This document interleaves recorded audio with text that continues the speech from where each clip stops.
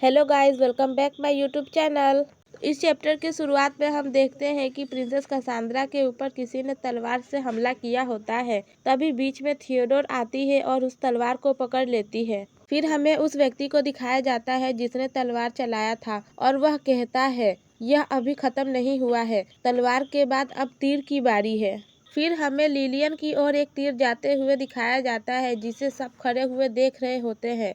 तभी थियोडोर कहती है, सम्राट पर तीर, मुझे इसे रोकना होगा, ये जरूरी है। इतना कहकर वह लिलियन की ओर दौड़ने लगती है। तभी कसांद्रा पीछे से कहती है, थेड तुम कहाँ जा रही हो? फिर थेड लिलियन को देखते हुए कहती है, बस एक और स्टेप, अगर मैं बस उस तक पहुँच सकी तो मैं उसे रोक सकती हूँ।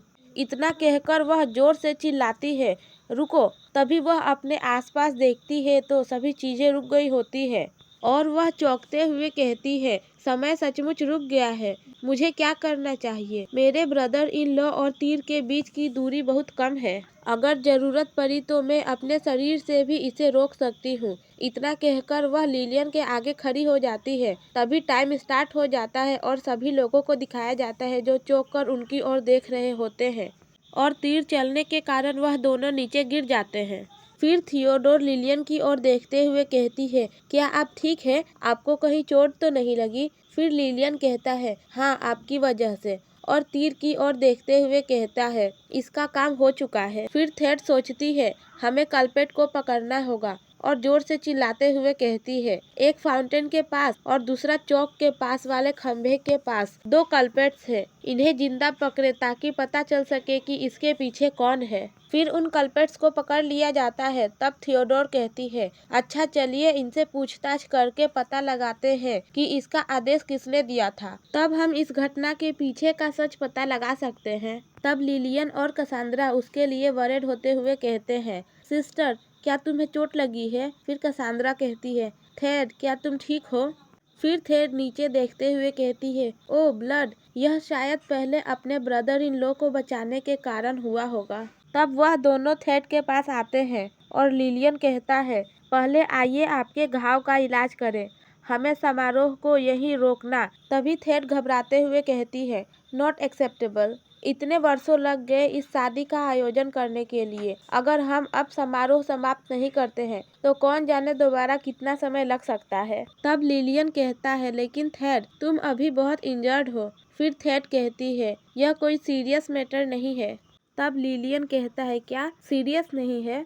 फिर थेड कहती है, इस समय मुझसे भी ज्यादा महत्वपूर्ण चीजें हैं। आपने दोनों साम्राज्यों को शांति की ओर ले जाने का वादा किया था, याद है ना? आपको विवाह संपन्न करना होगा और लोगों को आश्वासन देना होगा और आपको मेरी बहन को भी खुश करना होगा, है ना? फिर कसांद्रा इमोशनल होते हुए उसे गले लगा लेती है और प्यार से कहती है, थेड। फिर थेड कहती है, सिस्टर। तब कसांद्रा कहती है, थैंक यू मुझे और लिलियन को प्रोटेक्ट करने के लिए। फिर थेड अपने आप को कंट्रोल करते हुए कहती है, आप बाहर जाओ और सभी का अभिवादन करो। फिर लिलियन कहता है, लेकिन। तभी डोरजन कहता है, कृपया आगे जाए, मैं प्रिंसेस का ख्याल रखूंगा। फिर लिलियन कहता है, क्या तुम करोगे? फिर हमें कुछ देर बाद का सीन दिखाया जाता है जहाँ थेड पूछ रही होती है, कल्पेट्स का क्या हुआ? तब डोरजन बोलता है, उन्हें चौक से सैनिकों ने पकड़ लिया और अपने साथ ले गए। हमने पहले से ही सैनिकों को तैनात कर दिया था, यह अच्छी बात है। तब थेड हंसते हुए कहती है, मैंने तुमसे कहा था, मेरी बात सुनो, तुम्हें सोते समय भी सौभाग्य प्राप्त होगा। तब डोरजन उसे देख रहा होता है। फिर वहाँ कुछ मेडिकल स्टाफ आते हैं और कहते हैं, इस रुकावट के बाद हम समारोह को पुनः आरंभ करेंगे। फिर वह थेड के पास जाते हैं और कहते हैं, हमें तुम्हारे कपड़े काटने होंगे, खून सूख गया है। फिर थेड उन्हें थैंक यू कहती है। फिर जब थेड का इलाज हो रहा होता है तब डोरजन कहता है, थेड? फिर थेड कहती है, हूँ। तब डोरजन कहता है, आई एम सॉरी। फिर थेड चौंकते हुए उसकी ओर देखती है, अगर मैंने शुरू से ही तुम्हारी बात पर विश्वास किया होता तो ऐसा नहीं होता, यह पूरी तरह से मेरी गलती है। फिर वह चौंकते हुए कहती है, क्या आप माफी मांग रहे हैं, महान थियोडोर डोरजन? और हंसते हुए कहती है, अगर आपको अभी यह बात समझ आ गई है तो। तभी वह अचानक चुप हो जाती है।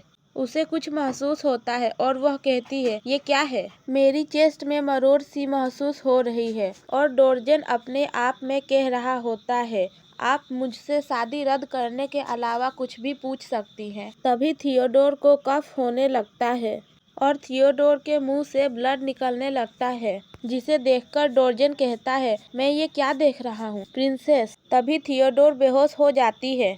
तब डोरजन कहता है, राजकुमारी बेहोश हो गई है, अभी तुरंत रॉयल फिजिशियंस को कॉल करो। और बाहर फंक्शन खत्म हो रहा होता है।